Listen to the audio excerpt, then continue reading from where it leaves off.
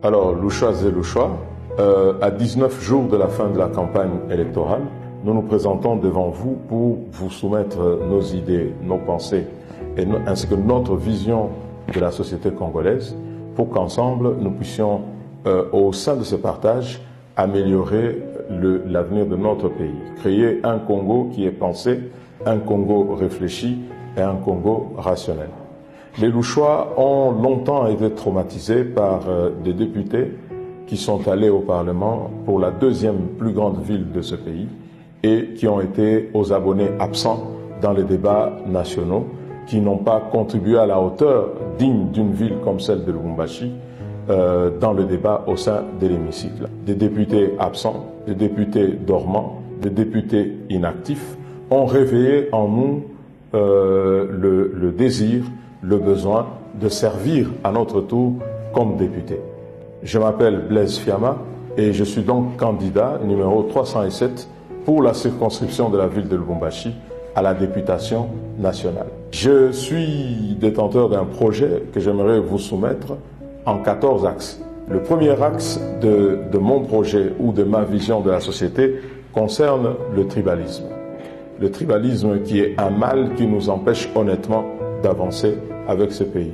Nous sommes au XXIe siècle, nous avons envie de bâtir une vraie république non pas bananière, mais une république qui repose sur des vraies valeurs.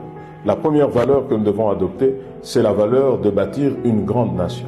Une nation à la hauteur du défi de ce XXIe siècle. Le tribalisme, disais-je, est un mal qu'il faut résorber de nos sociétés ou de notre nation, pour faire non pas un amas des tribus, comme prétendaient les Belges à leur départ en 1960, mais bâtir une vraie nation, une et indivisible, une nation congolaise.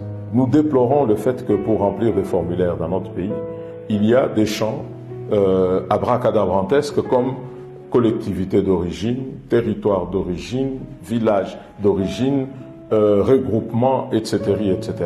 Comment est-ce possible qu'en ce XXIe siècle, que quelqu'un hérite uniquement ses origines du fait qu'il y a 1000 ans, il y a 600 ans, un de ses aïeux ou un ancêtre à lui a choisi à un temps X d'adopter un territoire T comme biotope de vie, comme lieu de vie?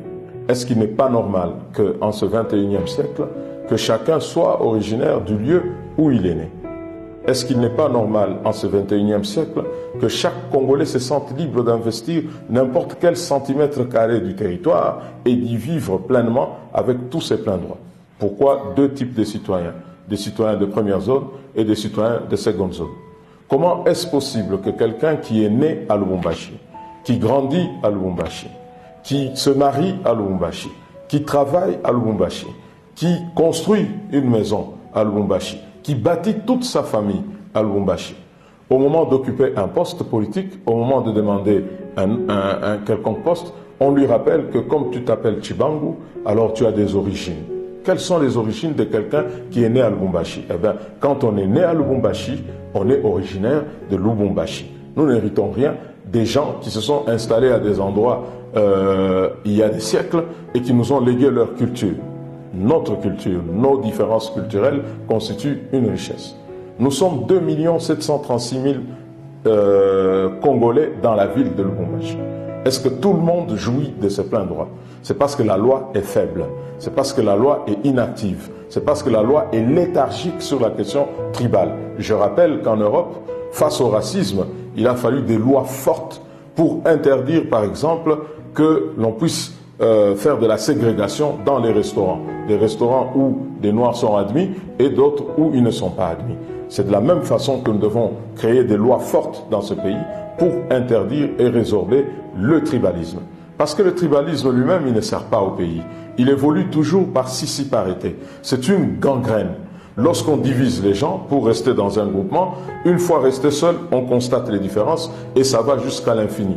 On va chasser des gens et puis on se dit, ah non, tiens, il y a ceux qui sont du nord, ceux qui sont du sud, on reste entre le sud et puis on se dit, tiens, vous êtes né de tel, vous êtes né de tel autre.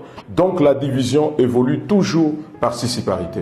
Pour bâtir une nation forte, nous devons réfléchir sur des nouvelles lois qui puissent obliger les Congolais à vivre ensemble en harmonie partout où ils décident de s'installer. Donc le tribalisme est une gangrène à combattre par des lois qui sont forte.